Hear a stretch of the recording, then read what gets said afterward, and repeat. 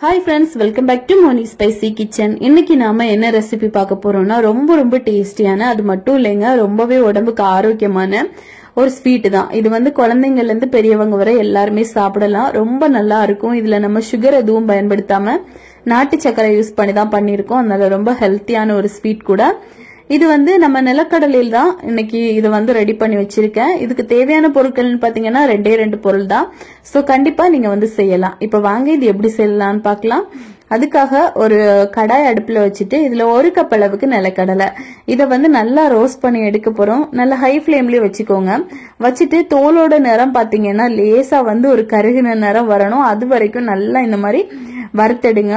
இது ஓரளவுக்கு நல்லா வறுப்பட்டதும் பாருங்க, நம்ம ஒன்னத்தை மட்டும் கையில எடுத்து லேசா அதோட தோலை உரிச்சு பார்த்தோம் அப்படின்னா நம்மளுக்கு வந்து உரிய வரும். அந்த ஸ்டேஜ்ல நீங்க வந்து ஸ்டவ் ஆஃப் பண்ணிடலாம். இப்ப பாருங்க, இதுல ஒண்ணு மட்டும் எடுத்து காமிக்கிறேன்.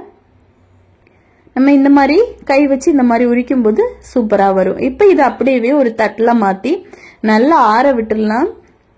நல்லா ஆறுனதுக்கு அப்புறமா உங்களுக்கு தேவைப்பட்டுச்சு அப்படின்னா நீங்க வந்து தோலை ரிமூவ் பண்ணிருங்க. இப்ப அதே கடாயில சரியா 1 கப் அளவுக்கு நாட்டு சக்கரை, நீங்க நாட்டு சக்கரைக்கு பதிலா சுகர் சேர்த்துக்கலாம், வெல்லம் சேர்த்துக்கலாம், இல்ல பனங்கற்கண்டு சேர்த்துக்கலாம், எது வேணா சேர்த்துக்கலாம்.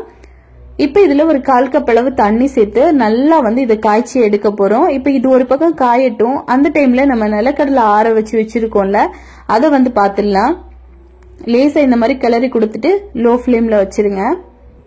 இப்ப பாருங்க, இது ஓரளவுக்கு நான் முடிஞ்ச அளவுக்கு தோலை வந்து எடுத்துட்டேன். இப்ப இது அப்படியே ஒரு மிக்சர் ஜார்ல சேர்த்து கொஞ்சம் கொரகொரப்பாவே அரைச்சி எடுத்துக்கலாம். நல்லா போட்டு அரைச்சிடக்கூடாது. கொஞ்சம் நல்லா அரைச்சிட்டீங்கன்னா இதுல இருந்து எண்ணெய் பிசு பிசுன்னு வர மாதிரி இருக்கும். அப்புறமா நல்லா கெட்டி ஆயிரும். லேசா வந்து கொரகொரப்பா அரைச்சி எடுங்க.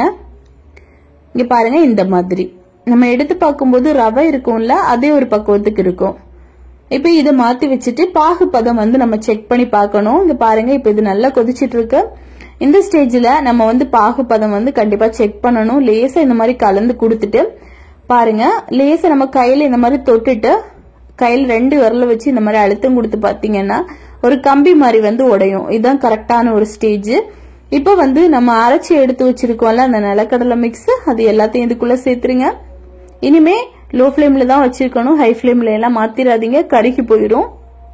நல்ல மெதுவா இந்த மாதிரி ஈவனா கலந்து கொடுத்துட்டே இருங்க. இந்த பாகு கூட இந்த நிலக்கடலை மிக்ஸ் பாத்தீங்கன்னா நல்லா மிக்ஸ் ஆகணும். பாருங்க, இந்த மாதிரி நல்லா மிக்ஸ் பண்ணி கொடுத்துட்டே இருங்க. இப்ப பாத்தீங்கன்னா இந்த நிலக்கடலையும் இந்த பாகும் நல்லா மிக்ஸ் ஆயிட்டு இப்ப இத வந்து நம்ம இந்த மாதிரி நல்லா எடுத்து விட்டுட்டே இருக்கணும். இந்த கடாயில வந்து ஒட்டாம வரணும். அதான் வந்து கரெக்டான ஒரு ஸ்டேஜ். அது வரைக்கும் நல்லா இந்த மாதிரி கிளறி கொடுத்துட்டே இருங்க. அதோட முன்னாடி எடுத்துட்டீங்க அப்படின்னா நல்ல ஜவ்வு மாதிரி ஆயிரும். ஸ்வீட் வந்து கரெக்டான ஒரு பக்குவத்துக்கு வராது. இந்த டைம்ல இது கூட 1 டேபிள் ஸ்பூன் அளவுக்கு ஏலக்காய் தூள் வந்து நான் சேர்த்திருக்கேன். நீங்க தேவைப்பட்டா சேர்த்துக்கலாம். சேர்த்துட்டு நல்லா இந்த மாதிரி கலந்து கொடுத்துட்டே இருங்க. பாருங்க, இப்போ ஓரளவுக்கு ரெடி ஆயிருச்சு. இப்ப இதுல வந்து 1 டீஸ்பூன் அளவுக்கு நம்ம நெய் சேர்த்துடலாம். கடைசி இந்த மாதிரி நெய்யோ எண்ணெயோ நீங்க சேர்த்துட்டு அதுக்கப்புறமா மிக்ஸ் பண்ணி எடுக்கும்போது இது நல்லா வந்து சுருண்டு வரும். அதுதான் கரெக்டான ஒரு பக்குவம். இப்ப பாருங்க, இந்த மாதிரி நல்லா நம்ம வந்து மிக்ஸ் பண்ணி கொடுக்கும்போது இது எல்லாமே சேர்ந்து நல்ல ஒரு பக்குவத்துக்கு வரும். இந்த மாதிரி கடாயில ஒட்டாம நல்லா சுருண்டு வரும். இதுதான் கரெக்டான ஸ்டேஜ். இப்ப வந்து ஸ்டவ் ஆஃப் பண்ணிட்டு அப்படியே இது ஒரு ட்ரேல நம்ம வந்து மாத்திடலாம். ஆல்ரெடி ட்ரேல நான் எண்ணெய் எல்லாம் கிரீஸ் பண்ணி தான் வச்சிருக்கேன். நம்ம இது வந்து ஃபர்ஸ்டே ரெடி பண்ணி வச்சுக்கணும்.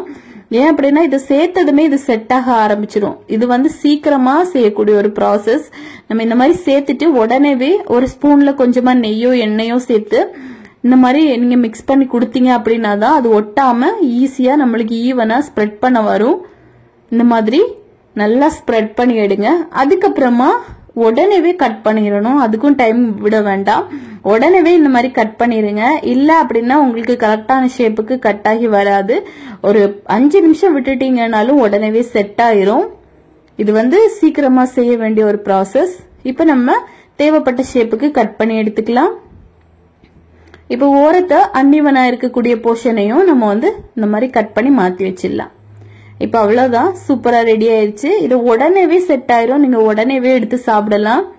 குழந்தைங்களுக்கு எல்லாம் ரொம்ப விருப்பமான ஸ்நாக்னு கூட சொல்லலாம்.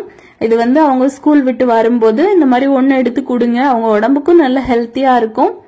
ரொம்ப விரும்பியும் சாப்பிடுவாங்க. இப்போ அவ்வளவுதான். ரொம்ப ரொம்ப டேஸ்டியான ஒரு ஸ்வீட் தான். இதை வந்து நீங்க 1 வீக்ல இருந்து ஒரு 2 வீக்ஸ் வரைக்கும் வச்சு சாப்பிடலாம். ரொம்ப நல்லா இருக்கும். ஸோ கண்டிப்பா நீங்களும் இதை உங்க வீட்டுல ட்ரை பண்ணி பாருங்க. ட்ரை பண்ணி பார்த்துட்டு எப்படி இருந்துச்சு அப்படிங்கறத மறக்காம கமெண்ட் பண்ணுங்க. இதே மாதிரி இன்னும் நிறைய ஹெல்த்தியான ரெசிபிஸ் வேணும்னு நினைச்சீங்கன்னா மோனி ஸ்பைசி கிச்சன் சேனலை சப்ஸ்கிரைப் பண்ணுங்க, லைக் பண்ணுங்க, ஷேர் பண்ணுங்க. நெக்ஸ்ட் இன்னொரு வீடியோவில் உங்களை சந்திக்கும் வரை டேக் கேர், பாய்.